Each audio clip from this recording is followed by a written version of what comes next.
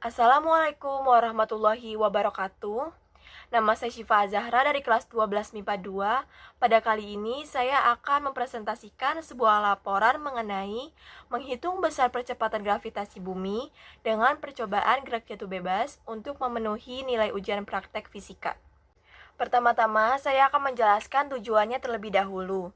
Yang pertama, menghitung besar percepatan gravitasi bumi melalui percobaan gerak jatuh bebas dan memahami besaran yang mempengaruhi besar percepatan gravitasi bumi. Yang kedua, menyajikan laporan hasil percobaan gerak jatuh bebas dalam kehidupan sehari-hari yang berkaitan dengan konsep energi dan hukum kekekalan energi. Selanjutnya, alat dan bahan yang dibutuhkan dalam percobaan ini ada bola. Yang pertama itu saya menggunakan bola pingpong. Yang kedua saya menggunakan bola bekel. Selanjutnya ada meteran, ada kertas milimeter blok, dan stopwatch. Prosedur dalam eksperimen ini diantaranya 1. Ukur massa bola pada timbangan. 2. Siapkan dan pegang bola pada ketinggian yang telah ditentukan. Yang ketiga, ukur ketinggian yang diinginkan dengan meteran.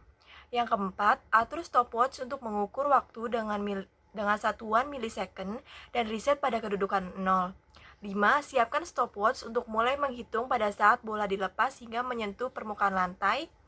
Yang keenam, lepas bola dan catat waktu. Yang ketujuh, ulangi langkah-langkah di atas sebanyak 5 kali percobaan dengan ketinggian yang berbeda. Yang kedelapan, masukkan data yang diperoleh. Setelah saya melakukan percobaan menjatuhkan bola dengan ketinggian yang berbeda, saya juga mendapatkan waktu tempuh yang berbeda juga.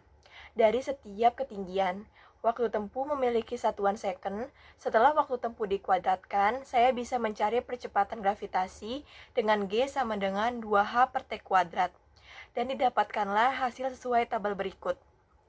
Percepatan gravitasi memiliki satuan meter per second kuadrat. Ini merupakan tabel hasil percobaan menjatuhkan bola pingpong. Dan pada tabel ini merupakan data hasil percobaan dari saya menjatuhkan bola bekel. Selanjutnya, ini merupakan tabel pengamatan energi potensial dan energi kinetik pada bola pingpong yang sudah saya cari. Pada tabel energi potensial memiliki rumus massa dikali gravitasi dikali tinggi dengan gravitasi sebesar 10 meter per second kuadrat. Lalu, kecepatan memiliki rumus Vt kuadrat 2 dikali gravitasi dikali delta H. Kecepatan ini dicari untuk menentukan energi kinetik dengan rumus setengah dikali massa dikali kecepatan. Setelah itu, kita dapat menentukan energi mekanik dengan menjumlahkan energi potensial dengan energi kinetik. Berikut merupakan gambar grafik hubungan antara jarak tempuh dan waktu tempuh. Garis warna hitam melambangkan bola pingpong, dan garis warna pink melambangkan grafik bola bekel. Kesimpulan yang saya dapat setelah saya melakukan percobaan tersebut yaitu, yang pertama, semakin besar jarak jatuh benda, maka waktu tempuh yang diperlukan benda untuk sampai di lantai juga semakin besar. Yang kedua, massa mempengaruhi besar nilai kecepatan, sehingga semakin besar massa benda, maka kecepatan akan semakin besar. Akan tetapi, massa tidak mempengaruhi percepatan, yaitu semakin besar massa benda, semakin kecil percepatan yang didapat. Yang ketiga, gravitasi memiliki percepatan yang sama, yaitu 9,8 meter per second kuadrat atau dibulatkan menjadi 10 meter per second kuadrat. Hal ini berlaku jika kita mengabaikan hambatan udara. Sehingga nilai percepatan benda pada saat mengalami gerak jatuh bebas adalah mendekati nilai percepatan gravitasi bumi. Yang keempat, energi potensial dipengaruhi oleh percepatan gravitasi bumi dan ketinggian benda tersebut. Semakin besar massa benda dan tinggi benda, maka energi potensial akan semakin besar. Yang terakhir adalah energi kinetik, dipengaruhi oleh massa dan kecepatan suatu benda saat bergerak. Besarnya energi berbanding lurus dengan besarnya massa dan kecepatan suatu benda. Jadi, semakin berat dan tinggi kecepatannya, maka energi kinetik akan semakin besar. Yang terakhir adalah diskusi pertanyaan. Pertanyaan pertama, dari hubungan tersebut, besaran apa saja yang diperoleh dan bagaimana cara memperolehnya?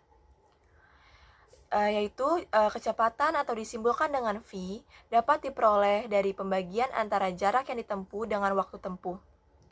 Jarak atau disimbolkan dengan M diperoleh dari hasil perkalian kecepatan dengan waktu tempuh, lalu waktu tempuh atau disimbolkan dengan second diperoleh dari hasil pembagian jarak dengan kecepatan.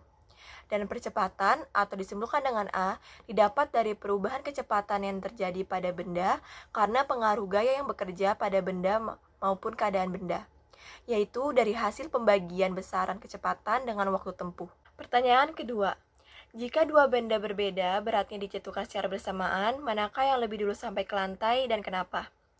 Menurut percobaan yang saya lakukan, bola pingpong dan bekel memiliki massa yang berbeda, namun tetap akan jatuh secara bersamaan karena gaya gravitasi di seluruh permukaan bumi memiliki kecepatan gravitasi yang sama, yaitu 9,8 meter per second kuadrat atau dibulatkan menjadi 10 meter per second kuadrat, tanpa tekanan udara. Jadi, tidak peduli berapa massa dari benda tersebut yang dilepaskan dari atas permukaan bumi akan mengalami percepatan yang sama. Pertanyaan terakhir, berdasarkan data hasil percobaan yang telah saya lakukan, buatlah analisanya. Yang pertama, semakin besar jarak jatuh benda, maka waktu tempuh yang diperlukan benda untuk sampai di tanah juga semakin besar. Yang kedua, massa benda tidak berpengaruh pada gerak jatuh bebas. Yang ketiga, semakin besar massa suatu benda, maka percepatan yang dialami oleh suatu benda tersebut akan semakin kecil. Yang keempat, semakin besar massa suatu benda, maka kecepatan yang dialami akan semakin besar. Yang kelima, gaya gravitasi semua benda di permukaan bumi mengalami percepatan gravitasi yang sama, yang menyebabkan benda jatuh berbeda adalah hambatannya. Yang keenam, apabila jarak suatu benda semakin tinggi, maka energi potensial akan semakin besar. Yang ketujuh, kecepatan suatu benda dicari untuk menentukan energi kinetiknya. Energi kinetik semakin besar jika kecepatan dan berat benda tersebut semakin besar. Yang kedelapan, energi mekanik didapat dari hasil energi potensial dan energi kinetik, caranya dengan menjumlahkannya.